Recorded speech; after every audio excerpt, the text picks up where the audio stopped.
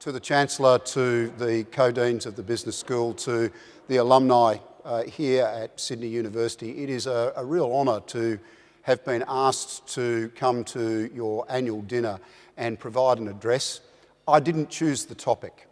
It somehow ended up in an email that I would speak about leadership and changing culture, and because that is quite a bit of the job that I'm actually filling at the moment as your Chief of Army, it worked for me, and hopefully it will work for you.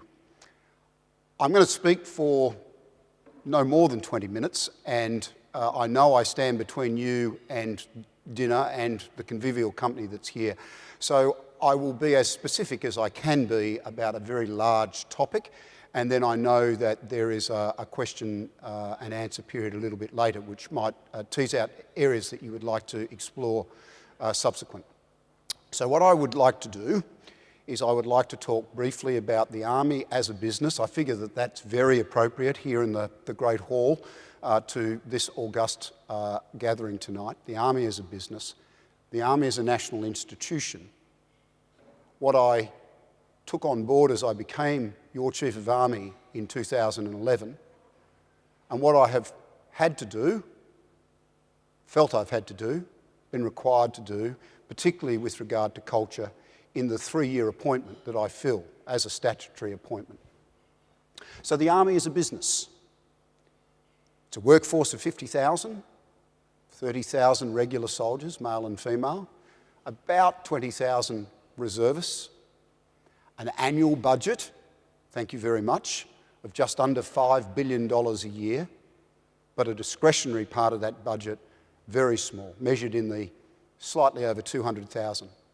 The bulk of the budget goes to paying for salaries. I was just talking with the Chancellor about that.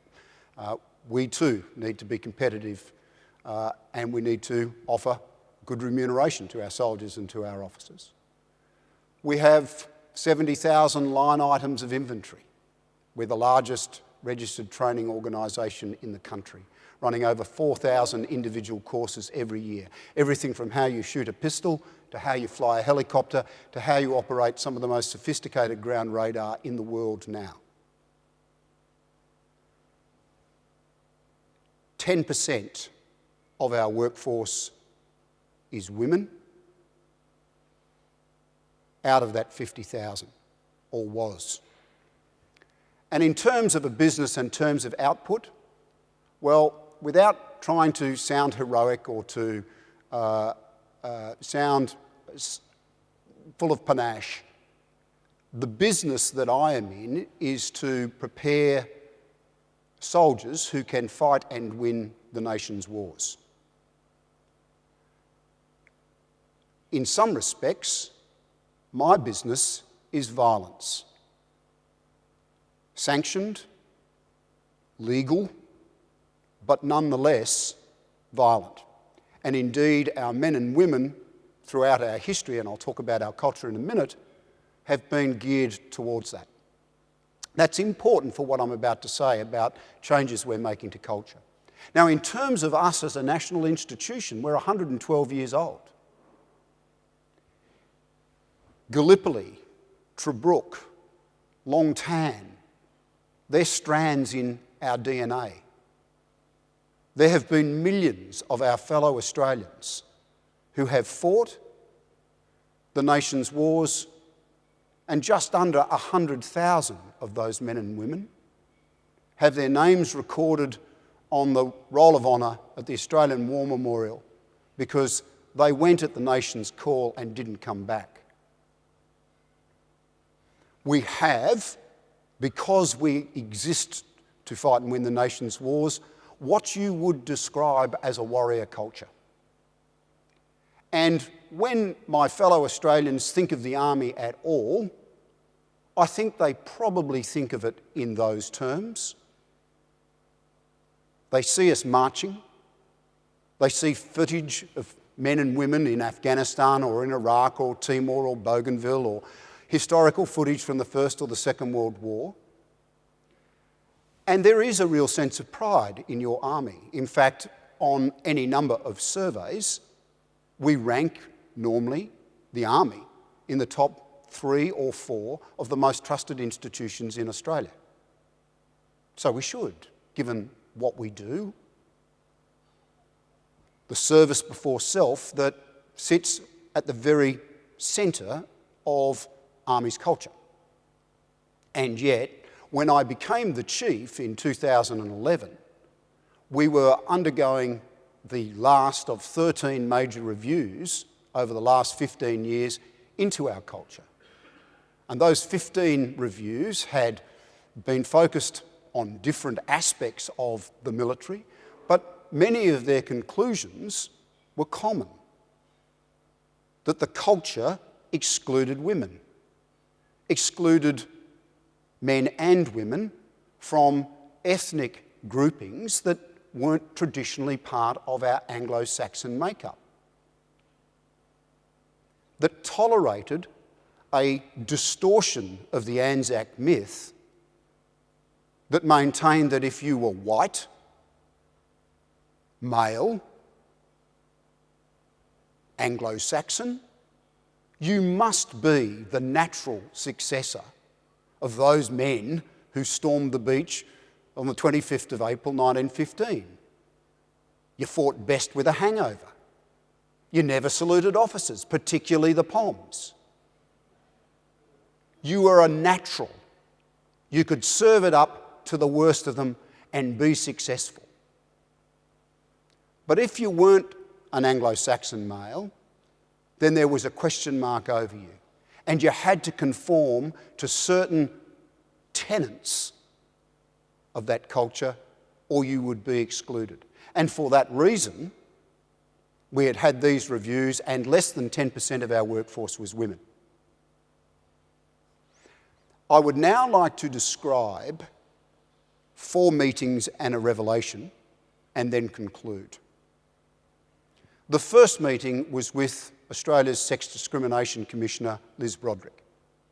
She came to see me early in my tenure, and she had been conducting a review at the request of the previous government into a certain event at ADFA around the misuse of Skype that was looking at how women were treated at the Australian Defence Force Academy, and she'd been asked to do a subsequent review about the treatment of women in the ADF. She met me as an incoming chief. She didn't know me, I didn't know her. We finished the meeting not dancing around each other, but with me convinced that some of the conceptions that I had had about our culture, about misbehaviour in our culture, were at least there to be questioned. I had assumed for about 33 years of my 35-year career that the actions that had given rise to those reviews were as a result of aberrant, completely unacceptable, sometimes criminal behaviour, but by rogue individuals, almost exclusively males, that weren't anything other than examples of human nature gone wrong. Liz called on me to think about that, and I started to. And as I started to question myself, I started to ask myself, why do we only have 10% of our workforce as women? What does that say about us as a national institution? We are funded by the families of Australia. Their sons and daughters fill our ranks. We require them to put service before self. And yet, in a business term, our return on investment using 50% of Australia's population was woeful. The second meeting I had was with a very successful woman in an industry I won't name, and I won't name her. And she came as a guest to a dinner that I ran in Sydney. And I got talking with her and I said, look, you're so successful, you're doing this, do you have children? She said, yes, I have 3.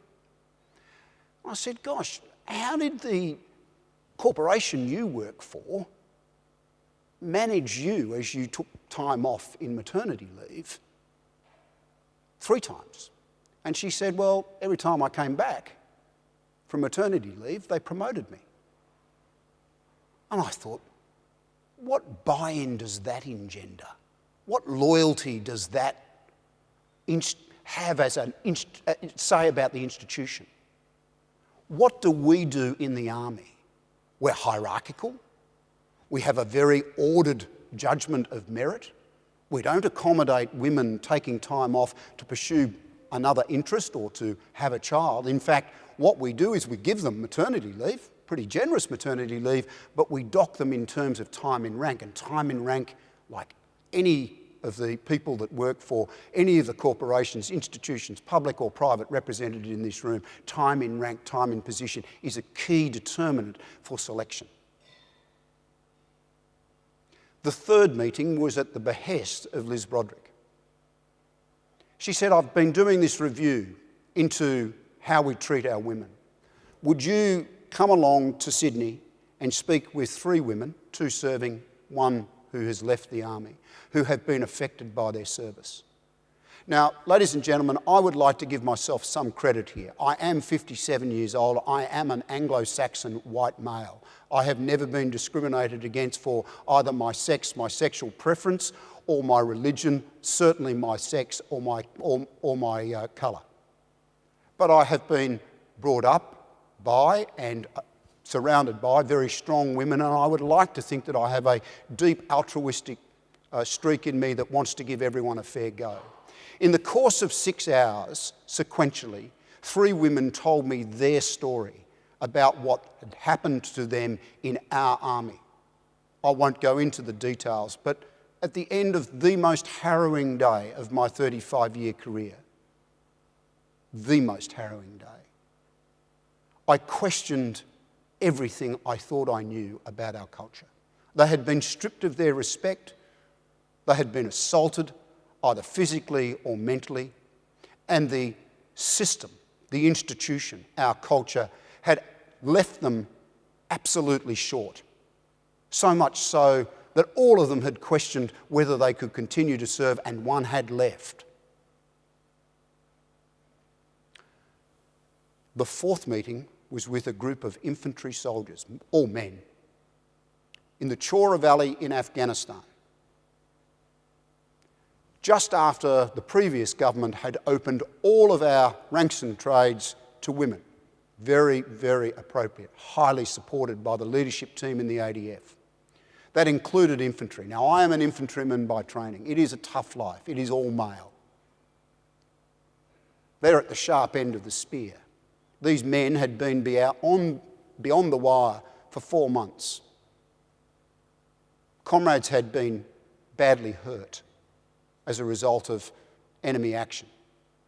They took me to task in a dusty little operating base in the Chora Valley in Afghanistan, and they basically said, and they didn't gild the lily at all, hey, listen, we're doing it really, really hard, and we know that it's important that we are successful.